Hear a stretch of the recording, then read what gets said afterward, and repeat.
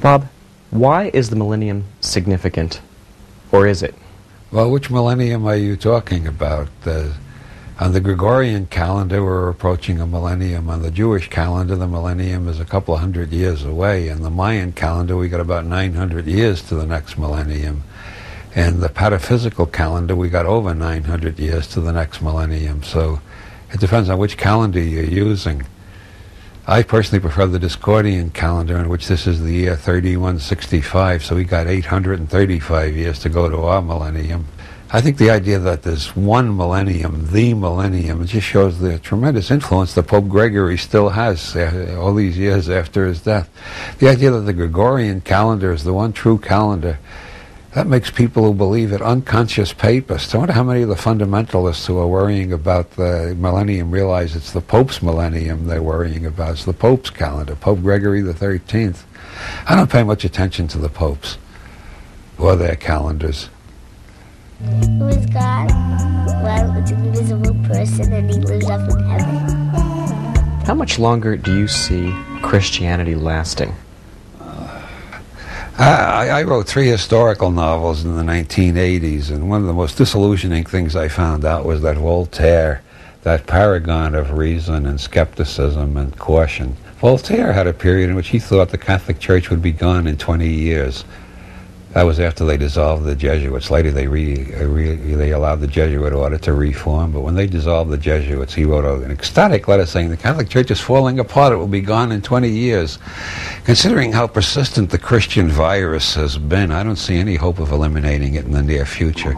I just hope for more and more amelioration, like the First Amendment over here and the similar laws in other advanced industrial nations which prevent the Christians from burning us at the stake, which they would do again. The minute they had the freedom to do it, they would do it, you know. As Nietzsche said, it's not their love for us that keeps them from burning us at the stake anymore. It's the impotence of their love. They don't have the power to burn us at the stake. But if they could save our souls by burning us at the stake, don't you think our souls are worth more than our bodies? They'd burn us at the stake again as soon as they had the right to do it. So as long as we have some protection, not much protection against them, the virus will go on raging indefinitely, I suppose. Bob, recently the story that Timothy Leary was an FBI snitch has been reported in the Associated Press, on the BBC, and on the SmokingGun.com website. And I was wondering if you could comment on that. The way I understand it, and I was fairly close to Tim, he tried to persuade the FBI he was giving them valuable information, and the FBI finally decided he wasn't giving them enough valuable information, so they threw him back in the can and he served 2 more years. This was well known at the time. Everybody was afraid they were going to get busted. I don't know anybody that got busted because of Tim's testimony. He didn't tell the FBI a damn thing that hurt anybody. He was negotiating with them, and he didn't get away with it. He lost. The FBI got wise that he wasn't telling them anything important, and he served more time. They actually put him, they gave him the reputation of a snitch, hoping he'd get killed because they wanted to get rid of him. But the important issue to me is not that, but how did he get in prison in the first place? Timothy Leary went to prison to warn other scientists not to do research in that area. The government outlawed research on LSD as a behavior change agent in 1966.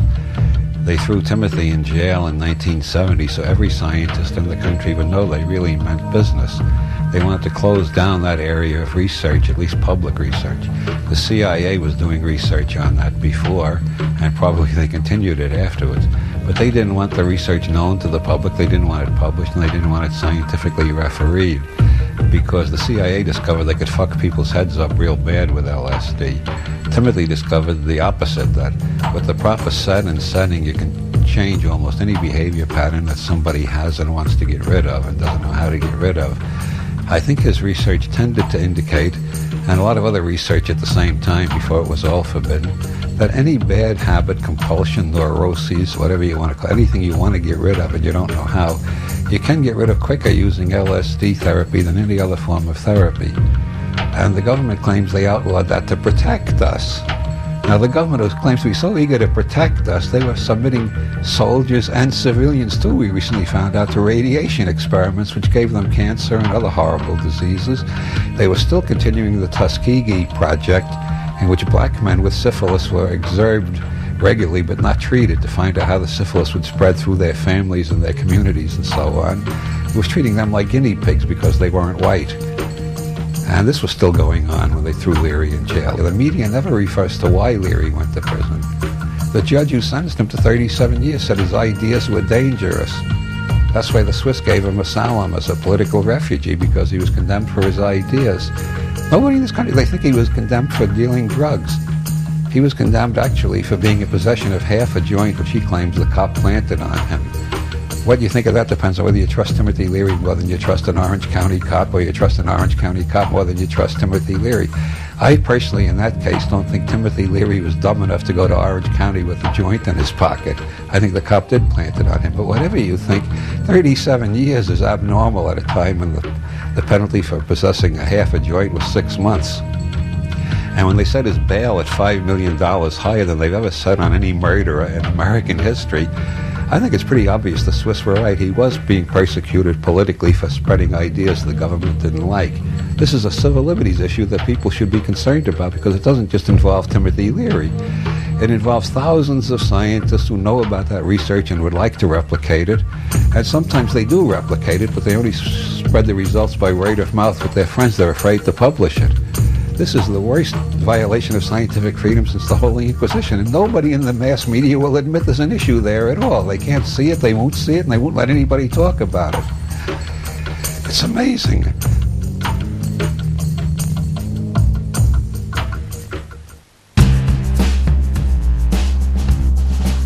Why is Aleister Crowley still important? Crowley was the first writer of so-called New Age or mystical or occult tendency that I ever took seriously. Well, I took him seriously because he had such a great sense of humor. I figured somebody this funny must have something, he must be saying something behind all these jokes. So I started studying him, and I found he did have a lot important to say, and I value him highly. I think relativity is one of the most important ideas of the 20th century. Einstein gave us physical relativity. Joyce gave us artistic relativity by telling Ulysses in 100 different narrative voices instead of just the one allegedly objective, detached observer of 19th century fiction.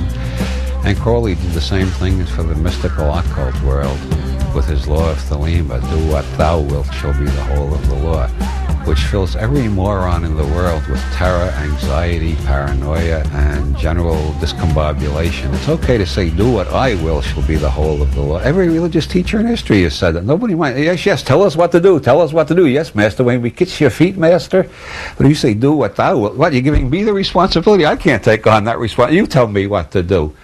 I think people who were looking for, I've defined a disciple as an asshole looking for a human being to attach itself to.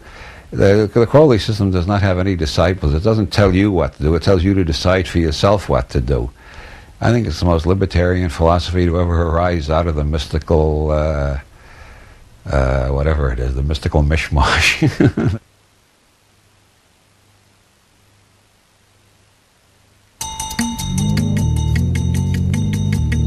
What is the 23 enigma? Well, the 23 enigma, did I start to sound a little like Burroughs then? I thought I did. Well, the 23 enigma, Burroughs told me about the 23 enigma back around 65.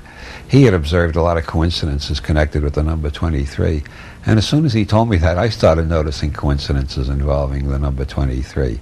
I put a lot of them into the Illuminati novels, and I put a bunch of them into the first of my Cosmic Trigger trilogy. And ever since then, I've been getting letters from people who've observed odd 23s. And there's no end to it.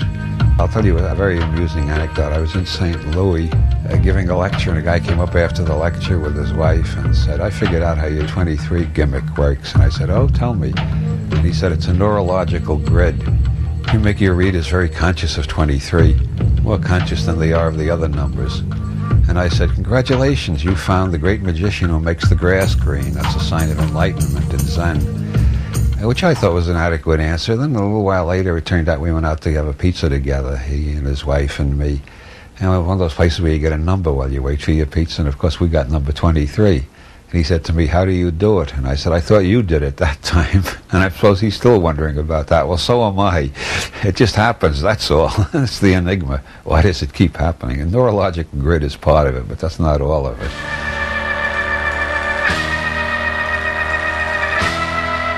If you were elected president, what's the first thing you would do? Resign.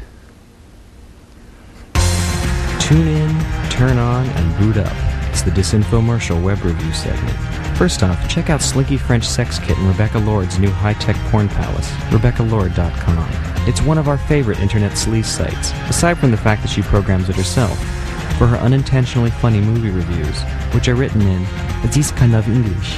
Lord also performs several times a week live on the internet with a down-and-dirty closed-circuit strip show, costing her slobbering fans a mere $69 a pop. Or something like that. Rebecca Lord reminds us of a character taken straight out of The Invisibles. Comic bard Grant Morrison's classic underground series takes graphic storytelling deep into the new millennium with a mind-blowing plotline that makes X-Files look very tame in comparison. Time travel, the apocalypse, secret societies, chaos magic, and transvestite voodoo priestesses are just a few of the elements you'll find in the pages of The Invisibles. And if you've missed a few issues, La Bombe, a well-designed fan site, can help you catch up before it's too late. Plotlines, character bios, and cover art make this site a must for anyone following what we think is the best comic around, The Invisibles.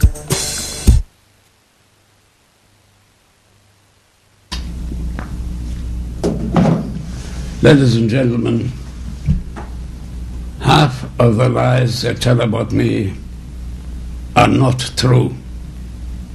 The only truth is my long life is about to end, and my long death about to begin. As long as there is death, there is hope. All our great spiritual leaders are dead. Moses is dead, Muhammad is dead, Buddha is dead, and I am not feeling so hot myself. Doctors? No doctors. Doctors are quacks. In the good hospitals, they let you die. In the bad hospitals, they kill you. They won't kill me. Tomorrow at 2:30 p.m. near West 76th Street, I shall throw myself into the Hudson, and shortly thereafter I shall reappear on the coast of New Jersey as a white swan. It will be a miracle, and there will be dancing in the streets. The establishment hushes it up. Of course.